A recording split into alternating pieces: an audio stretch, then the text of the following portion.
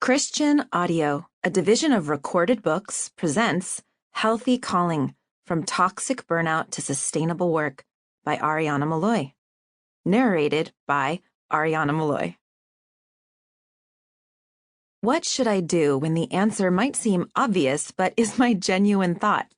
I must choose it anyway. So I dedicate this book to my great caller. What a gift to know you and be known by you. My Lord, you have faithfully loved me again and again and again. I am yours. To the ones the caller has given me, so I may hear his voice and feel his love even more. To my parents, Bill and Johanna, my husband Alan, and my son Asher. Thank you for reflecting the caller's love to me. I know him better because of you. And to you, my friend, the listener, thank you for letting me walk beside you in this journey. May the bright light of our caller shine on you. May you feel the closeness of his warmth guide the way. Introduction: The path to burnout and why it matters. Burnout starts with deception. My dad is one of the wisest, most humble people I know, and he often describes deception as being most powerful in the non-obvious. Think of it this way. Deception is like lounging on an inner tube in the water on a sleepy summertime day. You close your eyes and gently drift along. Then suddenly you open your eyes and realize you've drifted so far away from the shore, you don't know how to get back. I know this firsthand. It was the third year into my job as a full-time professor when I woke up in the middle of the night sweat-soaked, my heart beating like I'd been running instead of sleeping, with my mind alert like it was the middle of the day. This was not the first night such an experience occurred. It was starting to become a pattern. On this particular night, I began thinking about my recent behavior and interactions. As a communication professor, I'm trained to focus on what we do and say and what that means. So I mentally checked off the past several weeks, hoping to uncover some reason for this assault on my sleep. Lately, when I'd arrive at work, I would linger in my car longer than normal, mindlessly scrolling social media, photos on my phone, my calendar, or even the Google search bar. Have you ever done that? I just didn't want to get out of the car. I needed every extra minute I could squeeze out. For what? I didn't know. One afternoon, I was so zoned out that I didn't even notice my friend Sarah coming to knock on the car window. It startled me in a way that could easily fit into a Netflix movie comedy, lecture notes flying all over the dashboard, coffee cup falling over, and me yelping in embarrassment. She asked with a wry smile, "What are you doing? Are you okay?" I laughed it off, saying, "Oh yeah, I'm totally fine," and I got out of the car and went to work. But I wasn't okay. What else was going on at that time? I was teaching an overload of classes on too many university service committees and recently got engaged and was deep into planning a wedding. Despite all of this, I was also continuing to say yes to more opportunities, more tasks to add to my ever-growing list, more people to meet. Why? Partly it was because I finally found a meaningful job, and most of the opportunities were ones I actually wanted. I know this is not a bad problem, but it's still a problem.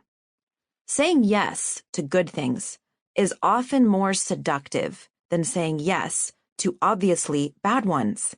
The truth is that I felt called to be a professor, specifically to work with college students. I loved it.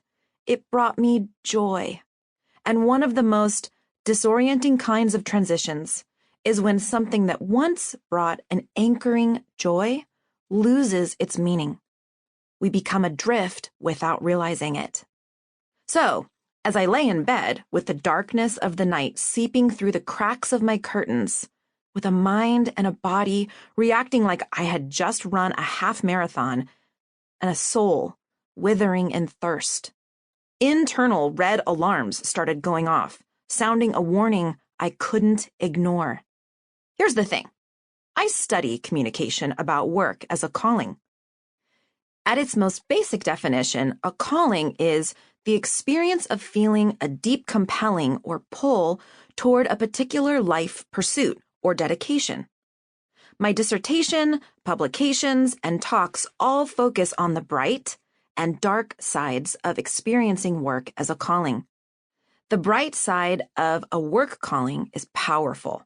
Research shows that those who identify their work as a calling have greater motivation and overall satisfaction than their peers, can overcome economic shifts and organizational change better, and are major contributors to healthy and positive work climates. They are more resilient and can handle economic organizational change better than their peers. They are willing to stick it out longer when things are hard, and they are often the ones leading others with a sense of perseverance and passion for the work they are doing. So employers want to hire more of these people. I also knew the dark side of calling is dangerous. More than any other peer group at work, those who feel called are the most prone to workaholism, job idolization, organizational manipulation, and ultimately, burnout. I knew these implications of the dark side, but now I was living it. I was burned out. I recalled my dad's words about deception. Despite all of my training, I hadn't seen this coming because burnout thrives on deception. It is easy to disregard it until there's a physical, mental, and/or spiritual breakdown. Though we often think of burnout as a category or a neat and tidy, easy to spot kind of setback, it's actually more of a spectrum. This is part of the problem. Burnout is rarely felt, seen, or acknowledged until we are almost or already overtaken by it. Burnout often starts with good intentions to strive towards an admirable goal, but it takes over when we've lost sight of the goal within the context of the rest of our lives. Burnout has become such a ubiquitous term today that we've almost forgotten its meaning or why it's worthwhile to examine. We may even be feeling burned out from the topic of burnout. The problem is, it still matters because it's still rampant. We can't disengage from this topic, but we won't stay there. We have to talk about burnout like traveling through a tunnel. We need to get to the other side because life is better there. We have to focus our attention on navigating our way through the tunnel to get to our destination. Although various definitions of burnout are floating around, both academic and popular culture writers agree on a few aspects. Take note about which of the following resonate the most in your life. Burnout is rooted in chronic stress. In general, burnout is a kind of physical, psychological, emotional, and mental exhaustion. It manifests differently in different people, often including feelings of deep overwhelm, being emotionally drained and unable to accomplish everyday tasks. It can sound like cynicism masquerading as humor or intelligence, or even toxic positivity instead of authentic listening and compassion. And it's typically brought about by prolonged stress. Now, a few weeks of high stress, launching a new product at work, starting a new job, moving homes, doing your taxes, finals week in college, etc., can be exhausting and hard. But this isn't the kind of prolonged stress we're talking about here.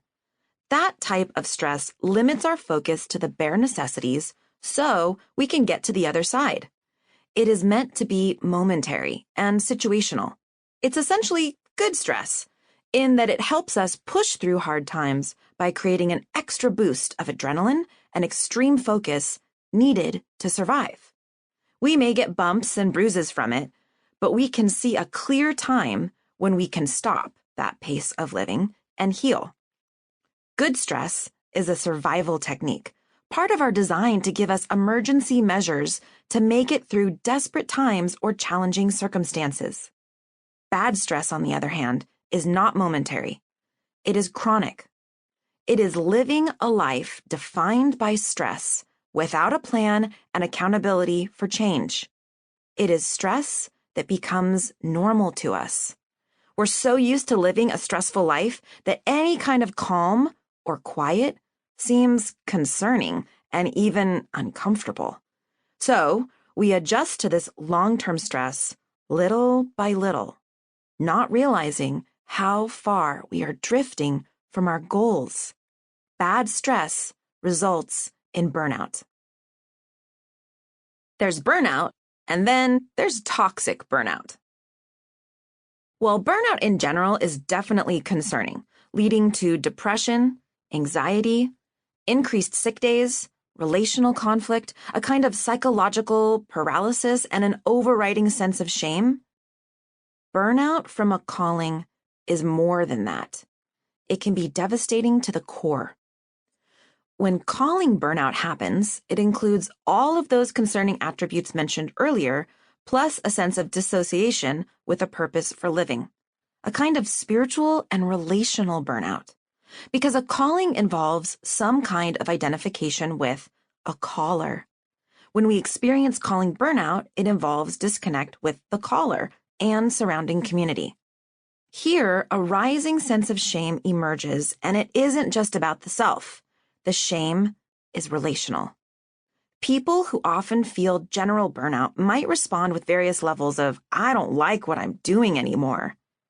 But people who identify a sense of calling and feel burnout respond more like, I don't know who I am anymore.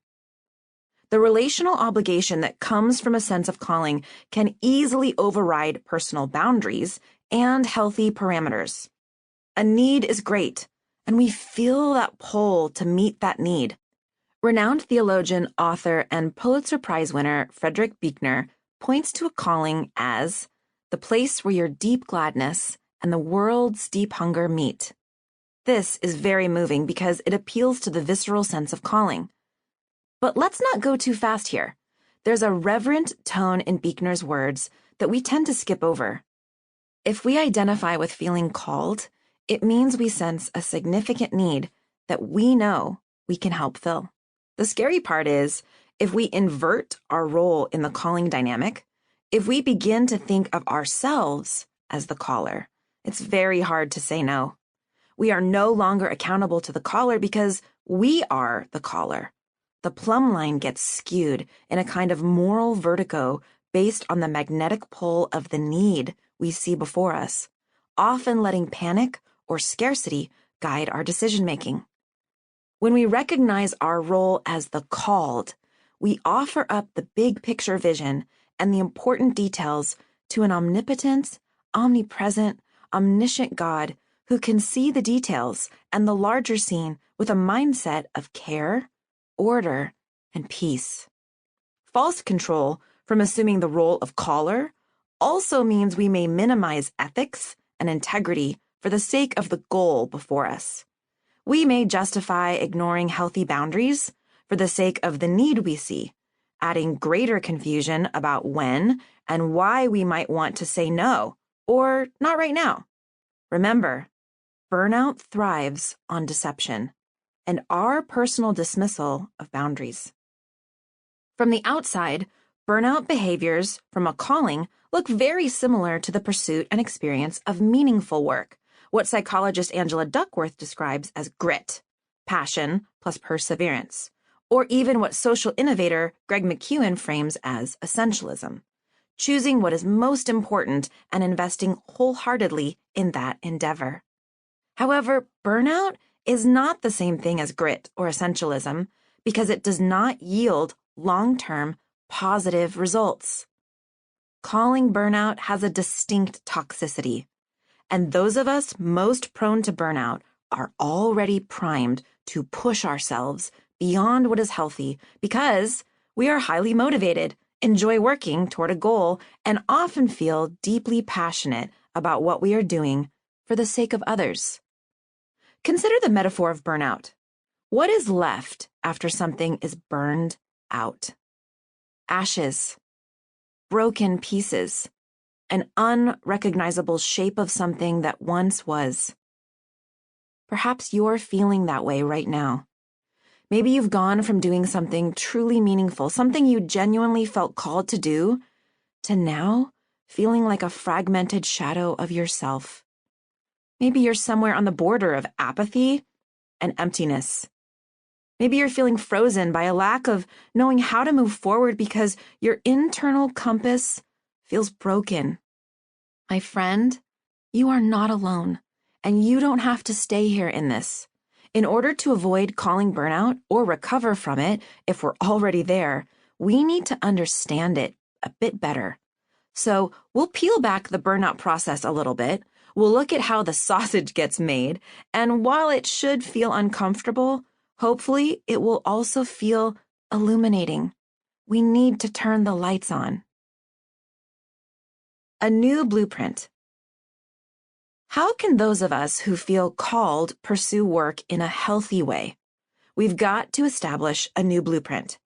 Defining and recognizing calling burnout is the first step.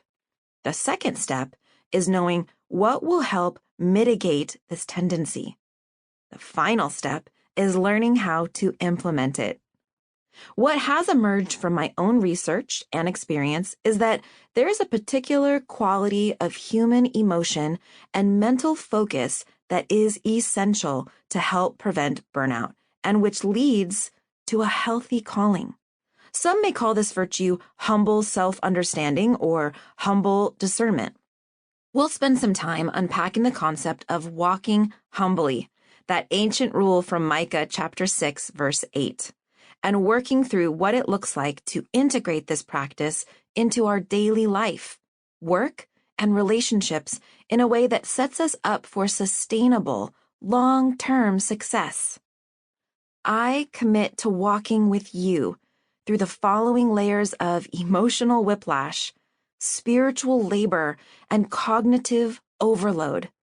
In part 1 of this book, we will visit the distinct relationship between experiencing a calling and getting to burnout.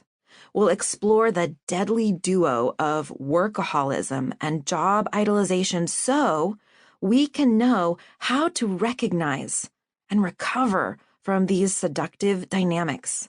In part 2, we'll explore the topic of humility as the essential quality which both helps protect and revive a calling. And in part 3, we'll focus on the practical ways we can implement humility in life right now. When burnout overtakes you, it can feel unbelievably disorienting, even shaming. And as you're listening to this, you may even feel doubtful that a change is possible. I cannot promise it will be easy, quick, or a one-time fix experience. In fact, I can almost promise you it won't be. What I can tell you is this: your caller knows you. He's the best communicator. He knows what your heart is saying, even if you can't hear it anymore. You don't have to explain yourself to him or wonder if he misunderstood you. He hears you. He's coming for you. A calling involves a relationship with the caller, so you will need to do some work too. But know this: he has promised to rescue you, walk with you, and bring you to a spacious place. Psalm 18, verse 19. There's a story about a person who fell down a hole. A doctor walked by, and the person shouted from below, "Hey, can you help me get out?" The doctor stopped, pulled out a medical pad, scribbled something down, and dropped it down the hole and kept walking. A little while later, a pastor walked past the hole. The person in the hole shouted, "Hey, can you help me get out?" The pastor paused with a bowed head, said a prayer, and kept walking. Then, a friend walked by, and the person in the hole, quite desperate and exhausted at this point, managed to cry out one more time, "Hey, can you help me get out?" The friend stopped, looked down, and jumped in the hole. The person in the hole was in despair and said, "Why did you jump down this hole? Now we're both stuck." The friend smiled. "I jumped in because I've been down this hole before, and I know the way out. I've been down this burnout hole before.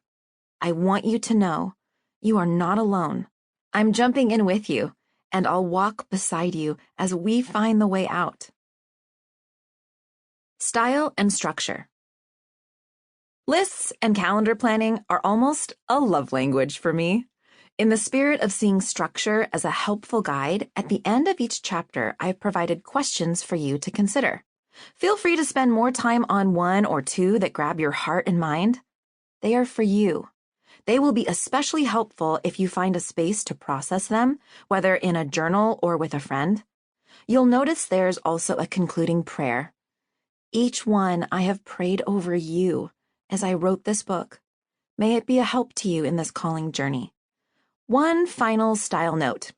This book is written from an explicitly Christian perspective. As a communication researcher and teacher, as one who's experienced feeling called, living a calling, being burned out, and coming back from it more than once, I cannot ignore the lived truth that all I have learned about being a good communicator comes from my relationship with God. I will bring faith into this conversation not as a forced instrument or a hammer, but rather as an illuminator.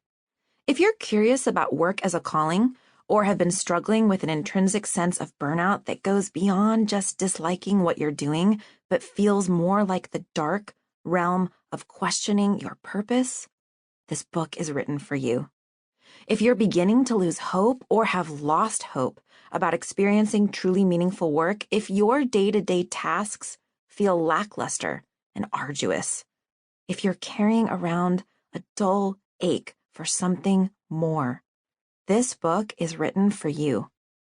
If you are actively thirsty for a restored, revived work calling, if you are scanning the horizon in search of how to grasp hold of more purposeful work, this book is written for you. If you've been sensing you can't keep doing what you're doing, the way you're doing it, or you will burn out, if you are hoping to prevent calling burnout from overtaking you because you feel the creep of burnout getting close, this book is written for you. If you're questioning who God is in your life, or don't consider yourself a Christian at all, but you care about experiencing healthy, meaningful work, I truly believe there's something here for you. One of my favorite verses from the Bible is, "In your light, we see light," Psalm 36, verse 9. If we are going to talk about burnout, we also need to talk a bit about what brings light. I am suggesting it's in relationship with God. However, if this is not how you identify yourself, I still believe this book is for you. We cover a good amount of peer-reviewed research and lived stories that can benefit and help you. Let's get started. Part 1. The Terrain of Burnout. 1. The toxic relationship between burnout and calling. What kind of stories draw your attention? For me, I love underdog stories. There's something visceral about the way a person identifies a longing, pursues it, and runs into multiple and sometimes massive, seemingly insurmountable obstacles. I think to myself, there is no way this is going to work out.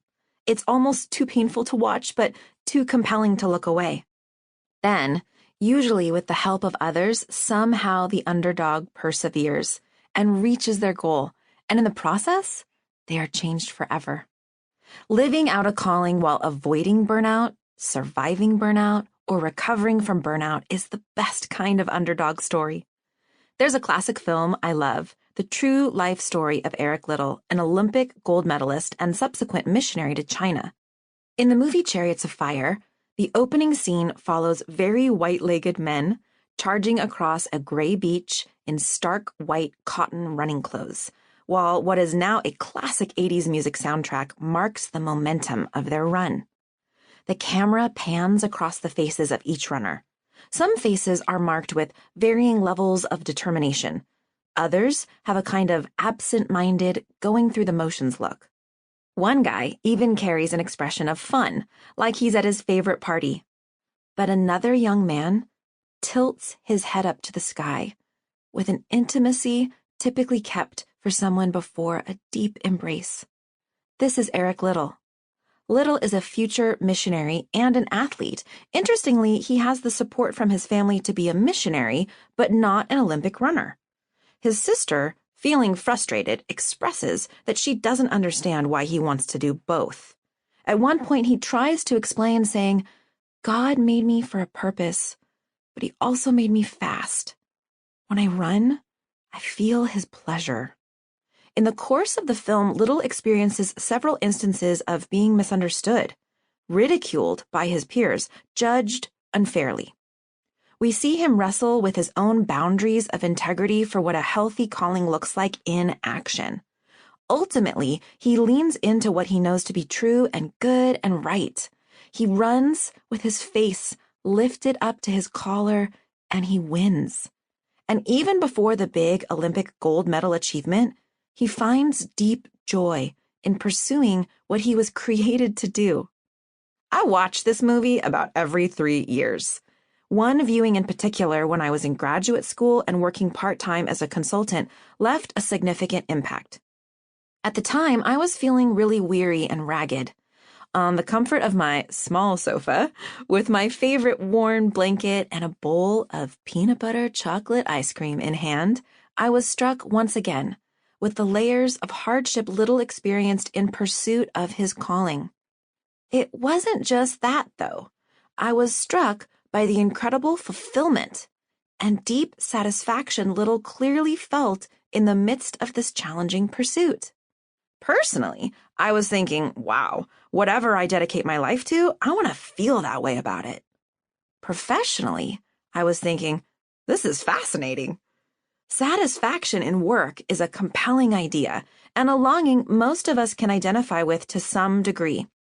Feelings of profound satisfaction in a focused activity is what experts term as flow. TED Talks, research articles, and social media posts circle around this idea of deep satisfaction known as flow. Certainly, calling includes flow. It involves a deep, intrinsic fulfillment. However, they are not the same. We can experience flow alone, but calling is always connected to others. There's an inherent relational bond with our caller and with the community impacted by our work calling. In some sense, you could say flow is part of calling, but calling is so much more than flow. And that's where we'll start. This first chapter is like the Disney ride Soarin'. We take a bird's-eye view tour of some important concepts related to calling and briefly feel the breeze and smell the sense of certain key ideas. Then, in the following chapters, we'll get off the tour and camp out a bit, lingering in spaces that could truly alter our understanding of healthy calling. But our first step involves discussing a larger umbrella concept, the role and significance of meaningful work. The value of meaningful work. How do we define work? In general, work encapsulates anything we spend a significant portion of our physical, mental, and/or emotional effort doing on a regular basis. In contemporary Western society, the average person changes jobs approximately 10 times between the ages of 18 and 42. Work makes up more than a third of our adult lives. For good or for bad, much of our community is now found in our professional lives. The blurred boundaries between professional and personal life are growing even fuzzier. There's a wider acceptance of hybrid and virtual work cultures, and technology advances encourage overwork and reachability at all times of the day. The result? Our time spent working covers a larger landscape of our lives than we realize. When we talk about meaningful work, it's important to understand that meaningful work is a subjective term. What one person finds especially meaningful, another may find arduous or at the very least boring. For example, my mother loves gardening. Not only does she have a green thumb, but her nurturing spirit flourishes when she gardens. In contrast, plants hide from me. I feel truly delighted by their aesthetic, but they don't talk to me. I don't know when they're thirsty or if they need sun. I find gardening laborious and the opposite of meaningful. Sample complete. Ready to continue?